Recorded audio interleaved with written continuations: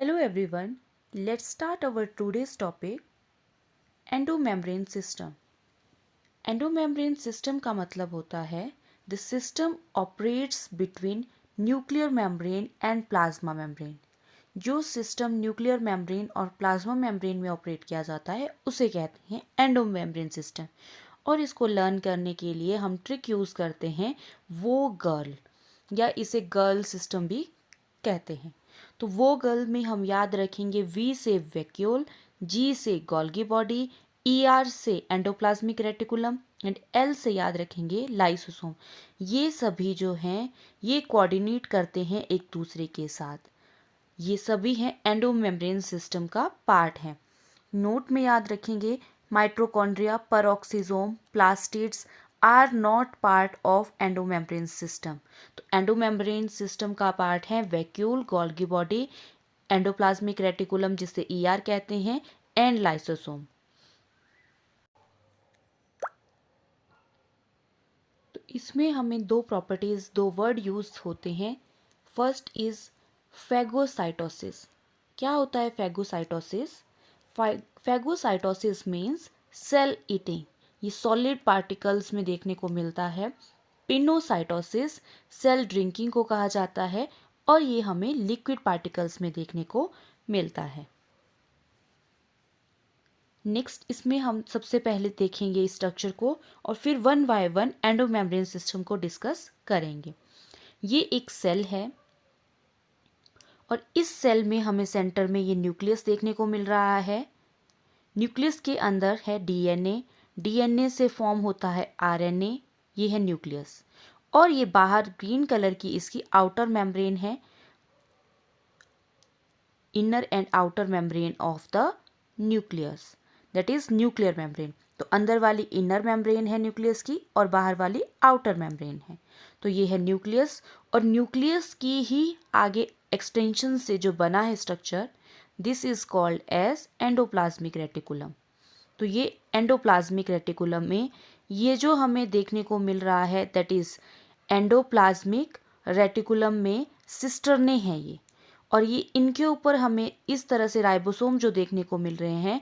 तो सिस्टर्ने जो बने होते हैं वो आर से बने होते हैं। हमें जो देखने को मिलेगा एंडोप्लाज्मिक रेटिकुलम वो दो तरह का होता है, आर जिसे रफ एंडोप्लाज्मिक रेटिकुलम कहते हैं और सेकंड इज SER जिसे स्मूथ एंडोप्लाज्मिक रेटिकुलम कहते हैं।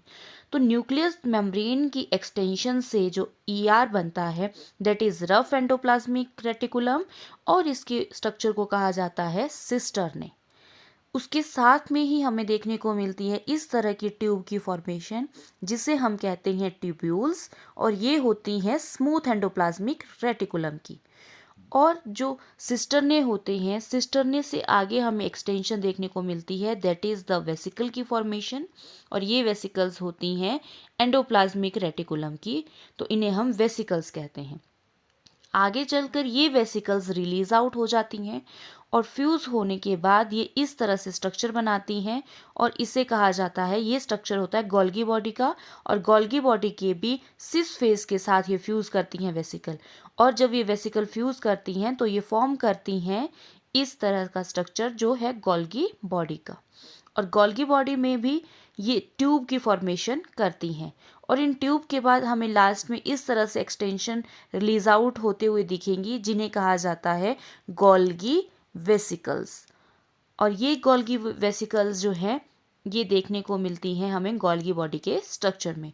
तो इसमें जो अपर फेस होता है गोल्गी का that is the trans face of Golgi complex, और जो इसका फ्यूज फेस्ड होता है लाइसोस एंडोप्लाज्मिक रेटिकुलम की वेसिकल्स के साथ that is the cis face. और आगे चलकर ये वेसिकल रिलीज आउट हो जाती हैं गोल्गी से और ये फॉर्म करती हैं प्राइमरी लाइसोसोम को। तो प्राइमरी लाइसोसोम आगे क्या करेगा ये वेरी इंपॉर्टेंट है, दैट इज़ जो सेल है अगर इस सेल में बैक्टीरिया अगर एंटर कर रहा है तो उसे कहा जाता है एंडोसाइटोसिस। ही ये बैक्टीरिया अंदर आ जाएंगे तो उसे कहा जाता है एंडोसोम, क्योंकि वो इनसाइड अगर आ गए हैं तो फिर उन्हें कहा जाएगा एंडोसोम। और जो प्राइमरी लाइसोसोम है जब वो उस एंडोसोम के साथ फ्यूज़ होगा देन फ्यूज़न से जो फॉर्म होती है स्ट्रक्चर, इसे कहा जाता है सेकेंडरी लाइसोसोम। तो फ्यूज़न ऑफ प्राइमरी लाइसोसोम और endosome is called as secondary lysosome, और फ्यूज़न के बाद जो हमें स्ट्रक्चर देखने को मिलता है और उसे कहा जाता है टर्शरी लाइसोसोम। अब ये टर्शरी लाइसोसोम अगर जो है वो सेल से इस तरह से आउट हो जाएगा तो उसे कहेंगे एक्सोसाइटोसिस। तो ये हमें सेल के बाहर देखने को मिलेगा तो एक्सोसाइटोसिस, और सेल से अंदर आता हुआ दिखेगा तो उसे कहते हैं एंडोसाइटोसिस। तो ये बेसिक स्ट्रक्चर है जो हमें इस पूरे प्रोसेस में देखने को मिलेगा। वन बाय वन हम सबको डिस्कस करेंगे। सबसे पहले बात करते हैं एंडोप्लाज्मिक रेटिकुलम की। एंडोप्लाज्मिक रेटिकुलम मतलब ईआर।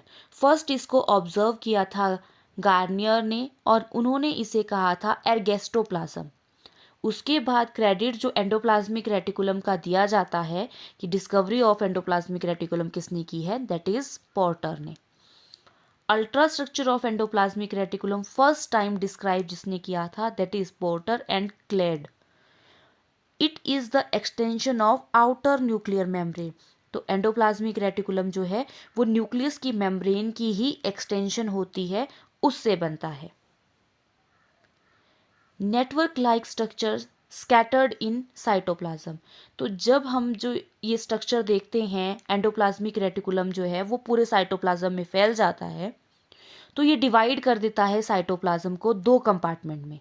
एक को कहा जाता है इंट्राल्यूमिनल कंपार्टमेंट, जो inside the lumen of ER. जैसे ईआर का स्ट्रक्चर है, इस तरह से उसकी एक्सटेंशन जो हो रही है, उन एक्सटेंशन में भी साइटोप्लाज्मिक कंटेंट होता है। तो जो इनसाइड द ईआर हमें देखने को मिलता है, that is called as intraluminal compartment. It formed endoskeleton of cell, और इससे बनता है सेल का एंडोस्केल्टन। और दूसरा अगर बात करें एक्स्ट्रा ल्यूमिनर और साइटोसोलिक कंपार्टमेंट, जो इसके आउटसाइड जो एंडोप्लाज्मिक रेटिकुलम के बाहर जो बाकी सेल का जो साइटोप्लाज्म रह जाता है, that is called as extra luminal और साइटोसोलिक कंपार्टमेंट। ये outside the lumen of the endoplasmic reticulum देखने को मिलता है। अगर स्ट्रक्चर की बात की जाए एंडोप्लाज्मिक रेटिकुलम, तो उसमें हमने डिस्कस किया था कि एंडोप्लाज्मिक सिस्टर्ने होते हैं। जैसे ही न्यूक्लियस मेम्ब्रेन से स्ट्रक्चर जो है वो एक्सटेंशन निकलती है, और इन्हें कहा जाता है सिस्टर्ने। और इन सिस्टर्ने के आगे हमने एक्सटेंशन देखी थी जो ऐसे ट्यूब की फॉर्मेशन करती है, जिसे हम एंडोप्लाज्मिक ट्यूब्यूल कहते हैं। और आगे हमने देखा था कि एंडोप्लाज्मिक वेसिकल से ये सिस्टर्ने थे, इन सिस्टर्ने से हमें कुछ ऐसे वेसिकल के फॉर्म में स्ट्रक्चर भी देखने को मिला था, जिन्हें हमें कहा था एंडोप्लाज्मिक वेसिकल। तो ये जो एंडोप्लाज्मिक सिस्टर्ने होते हैं ये अनब्रांच्ड होते हैं, और इसमें इस तरह से हमें डॉटेड स्ट्रक्चर देखने को मिलता है जो राइबोसोम्स होता है। और राइबोसोम की प्रेजेंस से ये कैसे होते हैं, are made up of ER cisternae. तो एंडोप्लाज्मिक सिस्टर्ने जो बनाते हैं वो रफ एंडोप्लाज्मिक रेटिकुलम से बने हुए होते हैं।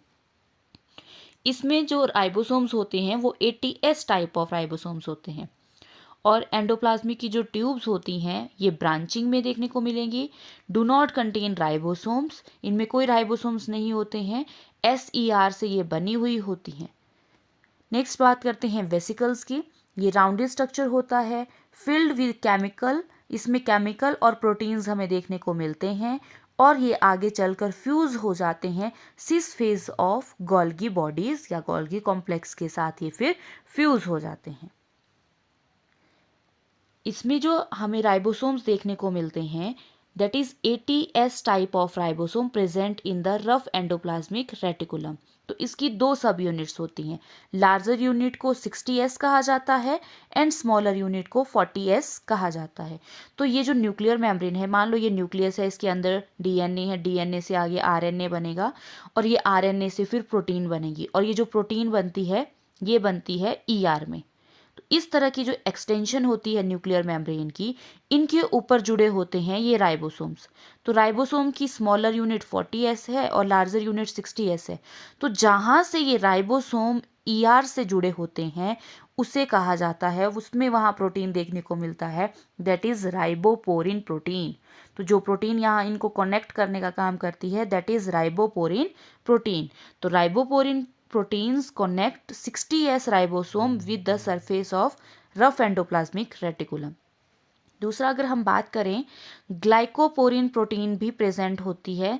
ग्लाइको का मतलब कार्बोहाइड्रेट, पोरिन का मतलब प्रोटीन। जब कार्बोहाइड्रेट प्रोटीन के ऊपर लगा होता है प्लाज्मा मेम्ब्रेन ऑफ आरबीसीज में, ये हमने ऑलरेडी पढ़ा हुआ है चैप्टर में कि जो प्लाज्मा मेम्ब्रेन होती है ये बाइलेयर होती है और इसमें हमें इस तरह से ये ट्रांस मेम्ब्रेन या टनल प्रोटीन देखने को मिलता है। जब इस प्रोटीन पे कार्बोहाइड्रेट जुड़ा होता है तो उसे कहा जाता है ग्लाइकोप्रोटीन, और इसमें जो प्रोटीन होती है दैट इज ग्लाइकोपोरिन प्रोटीन होती है।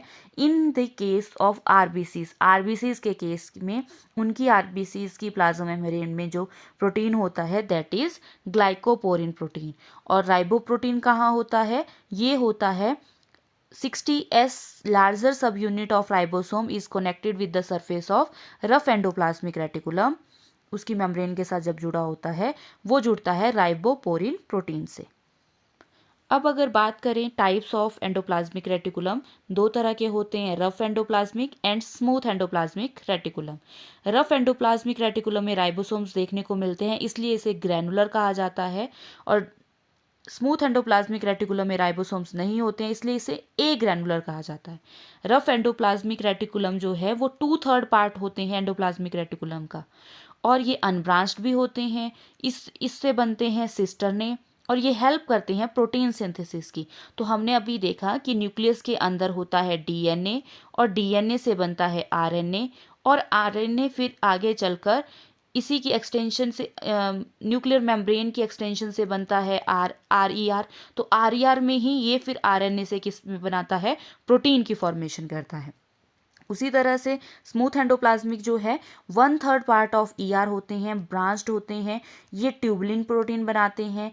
इसमें लिपिड की सिंथेसिस होती है और synthesis of steroidal vitamins and hormone, और ये विटामिन और हार्मोन की सिंथेसिस में भी रोल प्ले करते हैं। आरईआर जो है वो ज़्यादा स्टेबल होता है, मोर स्टेबल होता है, और जो नर्व सेल होते हैं उसमें आरईआर, जो नर्व सेल्स होते हैं ब्रेन में उसमें आरईआर मॉडिफाइड होता है नीजल ग्रैन्यूल्स में, और ये हेल्प करते हैं फॉर्मेशन ऑफ न्यूरोट्रांसमीटर्स। सबसे ज़्यादा हमें देखने को मिलते हैं पैनक्रियाटिक सेल्स में और लीवर सेल्स में और नर्व सेल में। तो आरईआर सबसे ज़्यादा देखने को मिलते हैं pancreatic cell, liver cell and nerve cell. इसी तरह से एसईआर मोर डायनामिक होते हैं। ये हमें स्केलेटल मसल, जो मसल्स होती है, मसल में जो एसईआर होता है उसे कहते हैं सार्कोप्लाज्मिक रेटिकुलम। तो सार्कोप्लाज्मिक रेटिकुलम की मॉडिफिकेशन या ये बना होता है एसईआर से ही। जैसे मान लो ये एक मसल्स है, मसल्स में जो है सार्कोप्लाज्मिक रेटिकुलम है। इस सार्कोप्लाज्मिक रेटिकुलम में ये स्टोर हाउस होता है कैल्शियम का, कैल्शियम 2 पॉजिटिव आयन इसमें हमें देखने को मिलते हैं। तो मोर इन मसल्स होते हैं, ये एडिपोज टिश्यू में हमें ज़्यादा देखने को मिलते हैं। और जो melanoid body is modified of SER found in the retina, retina में देखने को मिलती है हमें ये, और ये बनी होती हैं एसईआर से। कुछ स्पेशल फॉर्म्स हैं जो ईआर से बनती हैं, दैट इज़ डेस्मोटिब्यूल। ये हमने ऑलरेडी डिस्कस भी किया हुआ है कि ईआर अगर पास होता है प्लाज्मोडेस्मेटा से तो वो फॉर्मेशन करता है डेस्मोटिब्यूल्स की। Next, only in the plant cell देखने को मिलते हैं, help in transport between 2 cells. Desmotubule सिर्फ और सिर्फ हमें प्लांट सेल में देखने को मिलते हैं और ये 2 सेल्स के ट्रांसपोर्ट में हेल्प करते हैं। दूसरा अगर टर्म की बात करें, माइक्रोसोम्स क्या होते हैं? तो not present in natural cell और लिविंग सेल, ऐसे जनरली हमें ये नहीं देखने को मिलते हैं। जब सेंट्रीफ्यूगेशन की जाती है तो जो फ्रेगमेंट होता है ईआर का वो टूट जाता है और वो वेसिकल्स की फॉर्म कर देता है, और उस स्ट्रक्चर को कहा जाता है माइक्रोसोम। तो सेंट्रीफ्यूगेशन अगर टेक्निक हो रही हो तो उसमें ईआर जो है वो टूट जाते हैं in the form of vesicles, और उन स्ट्रक्चर को कहा जाता है माइक्रोसोम। ये सब हमें सेंट्रीफ्यूगेशन के बाद ही देखने को मिलेंगे, ऐसे जनरली हमें नॉर्मल कंडीशन में, ये नेचुरल कंडीशन या लिविंग सेल्स में देखने को नहीं मिलते हैं। फंक्शन ऑफ एंडोप्लाज्मिक रेटिकुलम, ये प्रोटीन सिंथेसिस करते हैं। आरईआर का काम होता है प्रोटीन सिंथेसिस करना। Cholesterol, steroid, steroidal hormone and fat soluble vitamin synthesize by SER. तो एसईआर सिंथेसाइज करते हैं cholesterol, steroid, steroidal hormones, fat soluble vitamin को सिंथेसाइज करते हैं। फॉर्मेशन ऑफ गोल्गी बॉडी, तो गोल्गी बॉडी भी जो है वो एंडोप्लाज्मिक रेटिकुलम से ही बनी होती है, क्योंकि जो एंडोप्लाज्मिक रेटिकुलम की वेसिकल्स हैं वो आगे चलकर गोल्गी बॉडी की फॉर्मेशन करती है। Synthesis and storage of glycogen, तो जो ग्लाइकोजन की सिंथेसिस करना और स्टोरेज करना, लिपिड की सिंथेसिस करना, वो काम होता है SER का। SER में साइटोक्रोम P450 जो है वो प्रेजेंट होता है, जो हेल्प करता है डिटॉक्सिफिकेशन के लिए हेल्प करता है। Next, formation of microbodies. Endoplasmic reticulum से कुछ माइक्रोबॉडीज़ भी बनती हैं जिनका नाम है ग्लायोक्सिजोम, परऑक्सिजोम, ग्लायोक्सिजोम एंड सिफेरोसोम्स। तो ये माइक्रोबॉडीज़ होती हैं जो एंडोप्लाज्मिक रेटिकुलम की फॉर्मेशन से ही बनी हुई होती हैं। नेक्स्ट हम बात करते हैं next cell organelle, that is Golgi complex, जिसे गोल्गी बॉडी कहा जाता है, गोल्गी एपरेटस कहा जाता है। इसको डिस्कवर किया था कैमिलो गोल्गी ने इन नर्व सेल और पुर्केंजी सेल्स में। पुर्केंजी सेल्स प्रेजेंट होते हैं सेरिबेलम में, उनमें डिस्कवर किया था कैमिलो गोल्गी ने, ऑफ किसके, कैट या ऑल के। और ये जो पुर्केंजी सेल्स होते हैं ये प्रेजेंट होते हैं सेरिबेलम में। इसी से रिलेटेड टर्म होती है पुर्केंजी फाइबर, ये हमें हार्ट में देखने को मिलते हैं। तो डिस्कवर किया था कैमिलो गोल्गी ने nerve cell of cat and owl में, कैसे, जब स्टेनिंग की गई थी सिल्वर नाइट्रेट की उसके बाद। और टर्म गोल्गी एपरेटस दिया है कैमिलो गोल्गी ने। प्लांट्स में इन्हें डिक्टियोसोम कहा जाता है, और in plants dictyosome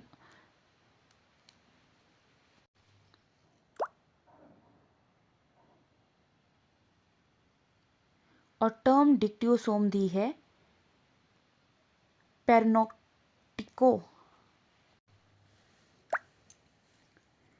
the term डिक्टायोसोम जो है वो टर्म दी थी, यहाँ वाई होगा, डिक्टियोसोम जो टर्म दी है पेरोनोक्सिटो ने दी थी। Term dictyosome is given by Perroncito. Next बात करते हैं, इन्हें गोल्गी एपरेटर्स को और क्या कहा जाता है, इन्हें डेल्टन्स कॉम्प्लेक्स कहा जाता है, ये लिपोकॉन्ड्रिया भी कहा जाता है, बेकर्स बॉडी भी कहा जाता है।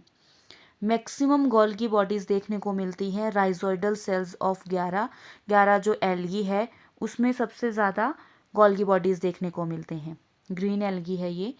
एंड इनको ट्रैफिक पुलिस ऑफ सेल्स भी कहा जाता है, क्योंकि ये सिग्नल देते हैं आगे की प्रोसेस की सिंथेसिस के लिए। ये अराइज हुए गोल्गी बॉडीज़ अराइज होते हैं स्मूथ एंडोप्लाज्मिक रेटिकुलम से, जो वेसिकल्स होती हैं उन वेसिकल्स से ये बनते हैं। It is also called as idiosomes, तो आइडियोसोम्स भी गोल्गी बॉडीज़ को ही कहा जाता है। ये एक सेल ऑर्गेनली है, only cell organelle which show polarity. तो क्योंकि इसमें सिस फेस और ट्रांस फेस होता है इसलिए इसको पोलैरिटी ये शो करते हैं। सिस जो होता है वो कॉन्वेक्स में होता है और ट्रांस जो है वो कॉनकेव शेप का होता है। फेसेस की बात की जाए तो सिस फेस जिसे कॉन्वेक्स फेस भी कहा जाता है और साथ में इसे प्रॉक्सिमल फेस भी कहा जाता है या फॉर्मिंग फेस भी कहा जाता है। ये सिस फेस जो होता है, इस सिस फेस जो है न्यूक्लियर मेम्ब्रेन की तरफ, इस तरफ होता है न्यूक्लियस, तो न्यूक्लियर मेम्ब्रेन की तरफ जो फेस होता है दैट इज सिस फेस। और जो वेसिकल्स होती हैं एंडोप्लाज्मिक रेटिकुलम की, एंडोप्लाज्मिक रेटिकुलम से जो वेसिकल्स निकलती हैं वो फ्यूज होती हैं इस सिस फेस के साथ और फॉर्मेशन करती हैं गोल्गी बॉडीज़ की। ट्रांस फेस जो है वो कॉनकेव फेस होता है, इस तरफ का जो फेस है दैट इज ट्रांस फेस, ये कॉनकेव शेप में होता है। डिस्टल इस फेस को कहा जाता है मैच्योरिंग फेस इसे कहा जाता है नियर द प्लाज्मा मेम्ब्रेन। तो इस तरफ प्लाज्मा मेम्ब्रेन होती है, तो उस प्लाज्मा मेम्ब्रेन की तरफ जो फेस होता है that is trans face. Lysosome arise from the trans face, तो इसमें से जो अराइज होगा वेसिकल्स उससे आगे चलकर बनते हैं लाइसोसोम्स। अब बात करते हैं स्ट्रक्चर ऑफ गोल्गी बॉडीज़। तो गोल्गी बॉडीज़ का जो स्ट्रक्चर होता है, जो ट्यूब हमें इस तरह से देखने को मिलती है, इसे कहते हैं गोल्गी बॉडी या Golgi cisternae. Functional unit of Golgi body होता है ये बना होता है SCR से, जो वेसिकल्स निकलती हैं उससे बनता है ये। सेपरेट होता है ये इंटर सिस्टर्ने स्पेस, इनमें जो है सेपरेट इंटर सिस्टर्नल स्पेस होता है दूसरे सिस्टर्ने के साथ, उनमें बीच में गैप भी देखने को मिलता है। उसके बाद बात करते हैं ये वेसिकल्स हैं इस तरफ। तो ये जो वेसिकल्स होती हैं ये प्रेजेंट होती हैं कॉर्नर ऑफ द सिस्टर्ने में, और ये pinch of from the cisternae and form the Golgi vacuole. जैसे सिस्टर्ने से ये अलग हो जाती हैं तो इस तरह से वैक्यूल की फॉर्मेशन ये कर देती हैं आगे। तो वैक्यूल भी बनता है इसी सिस्टर्ने से, formed by the Golgi cisternae से वैक्यूल बनता है। और आगे चलकर ये वैक्यूल फॉर्म करता है प्राइमरी लाइसोसोम को after detachment from the trans phase. जैसे ही ट्रांसफेज से ये वेसिकल्स हट जाती हैं, ये वैक्यूल हट जाते हैं, तब हम इन्हें कहते हैं प्राइमरी लाइसोसोम। गोल्गी बॉडी के फंक्शन की बात की जाए तो हेल्प करती हैं ये रिसाइकलिंग ऑफ प्लाज्मा मेम्ब्रेन में, फॉर्मेशन ऑफ सेल वॉल में, formation of pectin and hemicellulose, formation of primary lysosome, और processing and modification of protein जो है वो गोल्गी बॉडीज आगे करती हैं। Help in packaging of material, और मटेरियल की पैकेजिंग में, क्योंकि जो प्रोटीन बनती हैं वो RER में जो प्रोटीन बन गई होती हैं उनकी आगे प्रोसेसिंग और मॉडिफिकेशन कहाँ होती है, गोल्गी बॉडीज़ में होती है। नेक्स्ट फंक्शन है फॉर्मेशन ऑफ एक्रोसोम। जो स्पर्म का एक्रोसोम पार्ट होता है उसमें भी हमें गोल्गी बॉडीज़ देखने को मिलती हैं जो फॉर्मेशन करती हैं एक्रोसोम की। फॉर्मेशन ऑफ ग्लाइकोप्रोटीन, तो ग्लाइकोप्रोटीन जो प्लाज्मा मेम्ब्रेन में ग्लाइकोप्रोटीन्स बनती हैं, वो प्रोटीन जो बनती हैं वो भी गोल्गी बॉडीज़ की हेल्प से बनती हैं। तो फॉर्मेशन ऑफ ग्लाइकोप्रोटीन को कहा जाता है ग्लाइकोसाइलेशन, और फॉर्मेशन ऑफ ग्लाइकोलिपिड को कहा जाता है ग्लाइकोसाइडेशन। तो ये भी किसकी वजह से होता है, गोल्गी बॉडी की वजह से होता है। जैसे ये प्लाज्मा मेम्ब्रेन है, बाई लेयर प्लाज्मा मेम्ब्रेन है, और इसमें ये प्रोटीन है। प्रोटीन जो है अगर उस पर कार्बोहाइड्रेट लगता है that is called as glycoprotein. तो ग्लाइकोप्रोटीन बनने में हेल्प करते हैं, फॉर्मेशन करने में गोल्गी बॉडीज़ हेल्प करती हैं, और इस प्रोसेस को कहा जाता है ग्लाइकोसाइलेशन। और ग्लाइकोलिपिड, जब लिपिड पर अगर कार्बोहाइड्रेट लगता है तो उसे कहते हैं ग्लाइकोलिपिड, और इस प्रोसेस को कहा जाता है ग्लाइकोसाइडेशन, और ये प्रोसेस होती है गोल्गी बॉडी की हेल्प से। Golgi body can store vitamin C को ये स्टोर करती है, और इसको बनाने के लिए जो एंजाइम चाहिए होते हैं, यहाँ जो एंजाइम हम डिस्कस करते हैं गोल्गी बॉडीज़ में, that is glycosyl transferase enzyme and mannosidase enzyme. Next अब बात करते हैं लाइसोसोम की। Lysosome is discovered by Duve ने इसको डिस्कवर किया था। सिंगल मेम्ब्रेन स्ट्रक्चर होता है, present in all animal cell except mature RBCs में हमें नहीं देखने को मिलते हैं, बाकी हमें ये सब एनिमल सेल्स में देखने को मिलते हैं। Formed by the packaging process of Golgi body, Golgi body से ही आगे ये बनते हैं और फॉर्मेशन ऑफ प्राइमरी लाइसोसोम करते हैं। It is also called a suicidal bag, atom bomb, scavenger of cells और डिस्पोजल सिस्टम ऑफ सेल भी इन्हें कहा जाता है। pH इनका एसिडिक pH में ये वर्क करते हैं 5.5 में। कंटेन हाइड्रोलिटिक डाइजेस्टिव एंजाइम इनके अंदर होते हैं जो डाइजेस्ट करते हैं कार्बोहाइड्रेट को, प्रोटीन को, लिपिड को और न्यूक्लिक एसिड को भी ये डाइजेस्ट करते हैं। ये इंट्रासेलुलर डाइजेशन करते हैं पार्टिकल का, सेल के अंदर डाइजेशन को कहा जाता है इंट्रासेलुलर डाइजेशन करते हैं पार्टिकल्स का। और क्योंकि इनकी pH ज़्यादा होती है, इट मीन्स इनमें H पॉजिटिव आयंस जो हैं वो ज़्यादा होते हैं, तो ये permeable to H positive ions भी ऐसा कहा जा सकता है। पोलीमॉर्फिक का मतलब पोली मतलब मैनी, मॉर्फिक मतलब फॉर्म्स, तो जिसमें हमें मैनी फॉर्म्स देखने को मिलती है, क्योंकि इसका प्राइमरी स्ट्रक्चर भी होता है, सेकेंडरी स्ट्रक्चर भी होता है और टर्शियरी स्ट्रक्चर भी होता है, तो हमें मैनी फॉर्म्स देखने को मिलती है लाइसोसोम की। तो लाइसोसोम ऐसी ऑर्गेनेली है जो पॉलीमॉर्फिक होती है। तो स्ट्रक्चर की बात की जाए, इसमें हमें इस तरह से प्राइमरी स्ट्रक्चर भी देखने को मिलता है, सेकेंडरी स्ट्रक्चर देखने को मिलता है, टर्शियरी स्ट्रक्चर देखने को मिलता है और ऑटोफेजिक लाइसोसोम भी देखने को मिलता है। प्राइमरी लाइसोसोम को हम प्रोटियोलाइसोसोम भी कहते हैं। ये बने होते हैं जब गोल्गी बॉडीज से जो वेसिकल रिलीज होती हैं, वैक्यूल रिलीज होता है ट्रांसफेज से, तो उससे जो फॉर्म होते हैं उन्हें कहा जाता है प्राइमरी लाइसोसोम। इसके अंदर इनएक्टिव एंजाइम प्रेजेंट होते हैं। जब ये प्राइमरी लाइसोसोम फ्यूज्ड हो जाते हैं किसी टारगेट के साथ, जैसे हमने बैक्टीरिया एंडोसाइटोसिस में देखा था कि बैक्टीरिया एंटर हो रहा है और उस बैक्टीरिया के साथ ये फ्यूज़ हो जाए, फ्यूज़ होते ही ये स्ट्रक्चर बनाते हैं, उसे सेकेंडरी लाइसोसोम कहा जाता है। और इसमें हमें फिल्ड विद एक्टिव एंजाइम देखने को मिलते हैं। तो इस तरह के लाइसोसोम को डाइजेस्टिव लाइसोसोम भी कहा जाता है। टर्शरी लाइसोसोम को टीलो लाइसोसोम भी कहा जाता है और रेजिड्यूल बॉडी भी कहा जाता है। ये स्ट्रक्चर तब बनता है जब सेकेंडरी लाइसोसोम जो है पूरी तरह से एक ही स्ट्रक्चर में बन जाता है, पूरा डाइजेस्ट कर लेता है, वो फॉर्म्ड आफ्टर द डाइजेशन। तो डाइजेशन के बाद जब पूरा उसने उसको डाइजेस्ट कर लिया है, फॉर एग्जांपल बैक्टीरिया को, अगर बैक्टीरिया टारगेट सेल है तो पूरा जब उसको डाइजेस्ट कर लेगा तो उस तरह से जो स्ट्रक्चर हमें कंप्लीट देखने को मिलता है उसे हम टर्शरी लाइसोसोम बोलते हैं। ऑटोफेजिक लाइसोसोम का मतलब हुआ डाइजेशन ऑफ द सरप्लस और वेस्ट सेल ऑर्गेनली। जब पूरी तरह से डाइजेशन कर लिया है तो उसके बाद अगर वो अपनी सेल ऑर्गेनलीज को भी खा रहा है, जो वेस्ट है उस पूरे सेल्स को खा रहता है, उसके बाद वो बर्स्ट हो जाता है, तब उस लाइसोसोम को कहा जाता है। Function of lysosome. तो लाइसोसोम के फंक्शन होते हैं, first is heterophagy, digestion of foreign particles like bacteria and viruses. जब कोई फॉरेन पार्टिकल सेल के अंदर एंटर करता है तो उनको डाइजेशन करने का काम लाइसोसोम का होता है, उस प्रोसेस को हिट्रोफेजी कहा जाता है। ऑटोफेजी का मतलब होता है जब वो own cell organelles like mitochondria या कि कोई भी सेल ऑर्गेनेलीज को डाइजेशन करता है अगर लाइसोसोम, तो उसको कहा जाता है ऑटोफेजी। ऑटोफेजी में अपनी सेल को अगर खा लेता है, अगर किसी फॉरेन पार्टिकल को खाता है तो उसको हिट्रोफेजी कहते हैं।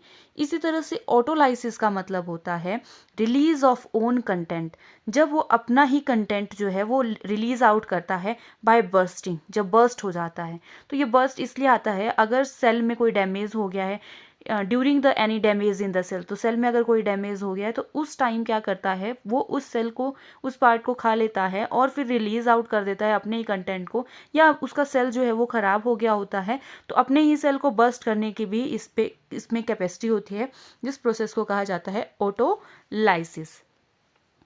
जो मार्कर एंजाइम होते हैं lysosome, that is acid phosphatase enzyme. Staining अगर करनी हो लाइसोसोम के लिए तो गोमराई स्टेनिंग की जाती है। लाइसोसोम स्टेबलाइजर जो यूज़ किए जाते हैं, ये इसलिए यूज़ किए जाते हैं अगर जो लाइसोसोम की वॉल है, मेम्ब्रेन है, वो बहुत स्ट्रॉन्ग हो गई हो तो उसके लिए, उसको स्टेबलाइज करने के लिए यूज़ किए जाते हैं कॉर्टिसोन और हाइड्रोक्सी कॉर्टिसोन। और लाइसोसोम जो लेवलाइजर होते हैं ये इसलिए यूज़ किए जाते हैं the substance which weaken the membrane of lysosome. अगर मेम्ब्रेन को वीक करना हो तो यूज़ किए जाते हैं डिजिटोनिन या बाइल सॉल्ट। अगर उस लाइसोसोम की वॉल को स्ट्रॉन्ग करना हो तो कॉर्टिसोन और हाइड्रोक्सी कॉर्टिसोन यूज़ किए जाते हैं। Plant vacuole. तो प्लांट में जो वैक्यूल देखा जाता है तो वैक्यूल प्रेजेंट होता है एट द सेंटर, और वैक्यूल की जो प्लाज्मा मेम्ब्रेन होती है उसे टोनोप्लास्ट कहा जाता है। इस वैक्यूल की वजह से न्यूक्लियस और जो साइटोप्लाज्म होता है वो शिफ्ट हो जाता है पेरिफेरी की तरफ, तो इस कंडीशन को कहा जाता है पेरीमोडियल यूट्रिकल। इस सेल वैक्यूल, ये सेल वॉल है और बाहर उसके अंदर होती है प्लाज्मा मेम्ब्रेन। जो साइटोप्लाज्म होता है वैक्यूल के अंदर उसे कहा जाता है सेल सैव। इसमें नॉन लिविंग कंटेंट होता है जो कंटेन करता है वेस्ट और excretory material of the plant को।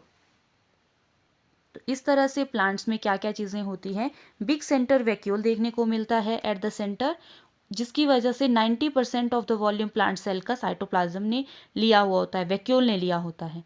प्लाज्मा मेम्ब्रेन ऑफ वैक्यूल को टोनोप्लास्ट कहा जाता है। साइटोप्लाज्म ऑफ वैक्यूल को सेल सैप कहा जाता है, जिसमें एक्सक्रीटरी मटेरियल देखा गया है और इस एक्सक्रीटरी मटेरियल में एंथोसाइनिन पिगमेंट भी देखने को मिलता है। ये एंथोसाइनिन पिगमेंट जो है वाटर सॉल्युबल होता है। जितने भी और पिगमेंट्स होते हैं वैसे तो वो लिपिड सॉल्युबल होते हैं, लेकिन एंथोसाइनिन कैसा होता है, वाटर सॉल्युबल होता है और इसका कलर पिंक पर्पल कलर का ये एंथोसाइनिन होता है। इसके अलावा जो वैक्यूल प्रेजेंट होते हैं दैट इज़ कॉन्ट्रैक्टाइल वैक्यूल, ये प्रेजेंट होता है अमीबा और पैरामीशियम में। ऑस्मो रेगुलेशन ये करता है। अमीबा पैरामीशियम जो है वो प्रोटोजोन्स होते हैं। इसी तरह से फूड वैक्यूल देखने को मिलता है अमीबा में। गैस वैक्यूल देखने को मिलता है in blue green algae and purple sulphur bacteria में, और ये रोल प्ले करता है, बायोन्सी ये प्रोवाइड करवाता है। So this is all about today's topic. अगर आपको मेरा वीडियो अच्छा लगा हो please like share and subscribe. Thank you for watching.